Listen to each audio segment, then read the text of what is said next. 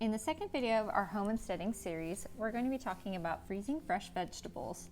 Today we'll use broccoli as an example. Start with clean broccoli, making sure that your florets are completely cleaned out as bugs and other things like to get stuck in them. Remove the ends and then clean off the stalks with any pieces that you don't want.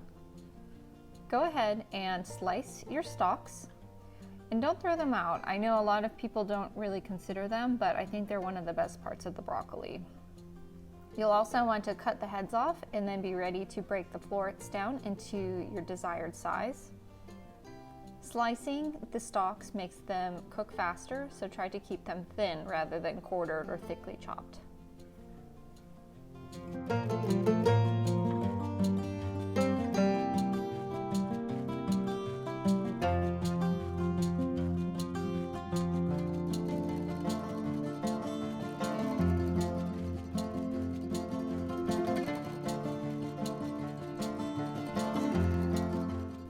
As you finish cutting your broccoli, get a pot of boiling water going on the stove.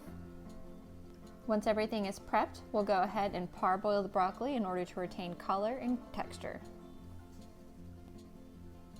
Once your water is at a rolling boil, we'll go ahead and place the broccoli into the water. We're going to lightly boil it, not cook, for 3 minutes at one time. You may need to do this in multiple batches in case all the broccoli cannot fit inside the pot. After you've put your broccoli into the pot of boiling water, you'll want to prepare either a bowl or a basin full of iced water. After the 3-minute period, we're going to go ahead and place the broccoli into the ice water to stop the cooking process. After your 3 minutes have gone by, remove your broccoli using a slotted spoon or strainer and plunge into the ice water quickly. The goal here isn't to pre-cook our vegetables prior to freezing, but rather to stop the enzymatic processes that can result in discoloration and fading of our vegetables after we've frozen and defrosted them. Your vegetables should stay in the ice water for as long as you kept them in the boiling water, in this case, for 3 minutes. Prior to packaging our vegetables, I recommend removing as much water as possible using a salad spinner or similar device. For maximum freshness, I prefer to use vacuum seal bags, but you can also use freezer bags with a straw to remove any excess air. Of course, if you're using vacuum seal bags, you'll also need to use a vacuum sealer. After removing the excess water from your vegetables, go ahead and start adding them to your bags. Particularly with vacuum bags, be sure not to overfill them as this can make it difficult to seal your bag. As you'll notice in my case, I wasn't sure how many bags that all this broccoli would take.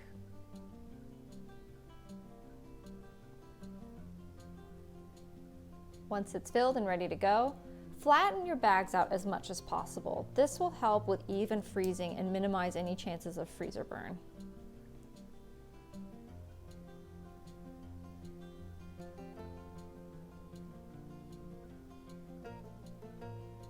Following the directions on your vacuum sealer, seal your bags.